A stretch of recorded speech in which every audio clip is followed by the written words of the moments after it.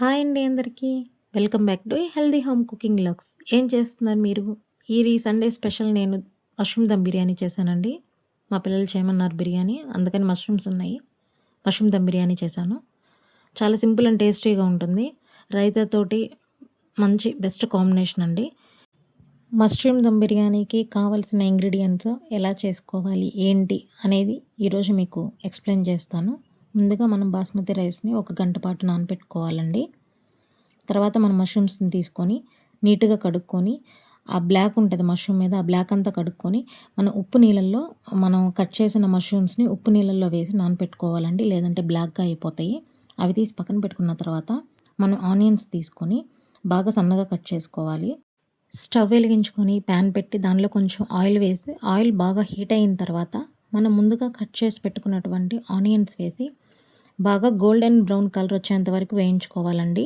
అవి వేగేలోపు మనం మష్రూమ్ గ్రేవీలోకి కావాల్సినటువంటి మసాలాలు తీసి పక్కన పెట్టుకుందాము. తర్వాత ఆనియన్స్ ఫ్రై అయ్యాయో లేదో చూసుకొని అవి ఆనియన్స్ తీసి ఒక ప్లేట్లో వేసి పక్కన పెట్టుకోవాలి. పక్కన పెట్టుకున్న తర్వాత నెక్స్ట్ ప్రాసెస్, ఇంతకుముందు కట్ చేసిన ఆనియన్స్లో కొన్ని తీసి పక్కన పెట్టుకున్నానండి గ్రేవీకి. ప్యాన్ పెట్టుకొని దానిలో కొంచెం ఆయిల్ వేసి ఆయిల్ హీట్ అయిన తర్వాత మనం ఇందాకలు తీసుకున్నటువంటి మసాలా దినుసులన్నీ వేసి కొంచెం వేయించుకోవాలి. అవి బాగా వేగిన తర్వాత మనం కట్ చేసినటువంటి ఉల్లిపాయలు వేసి బాగా వేయించుకోవాలి. అవి వేగేలోపు మనం ఒక 4 టమాటాలు తీసుకొని అవి సన్నగా తరుక్కోవాలి. కట్ చేసి పక్కన పెట్టుకోవాలి. ఆనియన్స్ వేగాయో లేదో ఒకసారి చెక్ చేసుకున్న తర్వాత ఆనియన్స్ వేగిన తర్వాత దానిలో కొంచెం అల్లం వెల్లుల్లి పేస్ట్ వేసి దాంతోపాటుగా మనం ముందుగా కట్ చేసి పెట్టుకున్నటువంటి మష్రూమ్ ముక్కలను వేసి బాగా కలుపుకోవాలి. మూత పెట్టి మగ్గించుకుందాము. మూత పెట్టి మగ్గించుకున్న తర్వాత మనం ముందుగా కట్ చేసి పెట్టుకున్నటువంటి టమాటా ముక్కలు వేసి మళ్ళీ ఒకసారి కలుపుకొని మూత పెట్టి మగ్గించుకుందాం. ఈలోపు మనం బిర్యానీ రైస్కి కావాల్సినటువంటి వాటర్ తీసుకొని స్టవ్ మీద పెట్టి మరిగించుకుందాము. ఈలోపు టమాటా ముక్కలు ఉడికాయో లేదో చెక్ చేసుకొని దానిలో కొంచెం పుదీనా, కొత్తిమీర, దాంతోపాటుగా కొంచెం పసుపు, సరిపడా గ్రేవీకి సరిపడా పచ్చిమిర్చి, కారం, ఉప్పు, ధనియాల పొడి, జీలకర్ర పొడి, గరం మసాలా, దాంతోపాటుగా బిర్యానీ మసాలా అవన్నీ వేసి బాగా కలుపుకొని దాంతోపాటుగా కొంచెం పెరుగు, బాగా చిక్కగా చిలుక్కున్న పెరుగు వేసి బాగా కలుపుకోవాలి. కలుపుకున్న తర్వాత మూత పెట్టి మగ్గించుకుందాము. ఈలోపు మనం బిర్యానీ రైస్కి పెట్టినటువంటి వాటర్ మరిగాయో లేదో చూసుకున్న తర్వాత నేను చూపించినటువంటి బిర్యానీ మసాలాలన్నీ వేసుకోవాలి. దాంతోపాటుగా అల్లం వెల్లుల్లి పేస్ట్ అది వేసిన తర్వాత వాటర్కి సరిపడా ఉప్పు వేసుకోవాలి.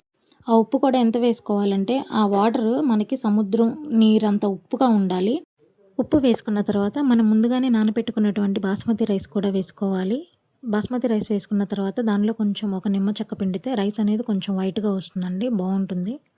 రైస్ ఒక 60% అంటే 60% ఉడికిన తర్వాత మనం ముందుగానే రెడీ చేసుకున్నటువంటి మష్రూమ్ గ్రేవీలో లేయర్లుగా వేసుకోవాలండి. దాంతోపాటుగా కొంచెం బ్రౌన్ ఆనియన్స్ వేసి దాంతోపాటుగా కొంచెం గరం మసాలా, కొత్తిమీర, పుదీనా, దాంతోపాటుగా మనం కొంచెం నెయ్యి వేసుకుందాము. రైస్ ఉడికించిన వాటర్ కూడా వేసుకోవాలి. రైస్ ఉడకాలి కదా, ఇవన్నీ వేసుకొని దమ్ పెట్టుకుందాం. నా స్టైల్లో నేను దమ్ ఎలా పెడతాను ఇప్పుడు మీకు చెప్తాను. ముందుగా స్టవ్ వెలిగించుకొని మనం వాడకుండా పక్కన పెట్టినటువంటి దోశ ప్యాన్ ఒకటి పెట్టుకోవాలి. అది పెట్టుకొని దాని మీద మనం రెడీ చేసుకున్నటువంటి దమ్ బిర్యానీ పెట్టి మూత పెట్టి మీడియం ఫ్లేమ్ మీద 10 నిమిషాలు, లో ఫ్లేమ్ మీద 10 నిమిషాలు పెట్టుకుంటే మనకి మష్రూమ్ దమ్ బిర్యానీ రెడీ అయిపోతుందండి.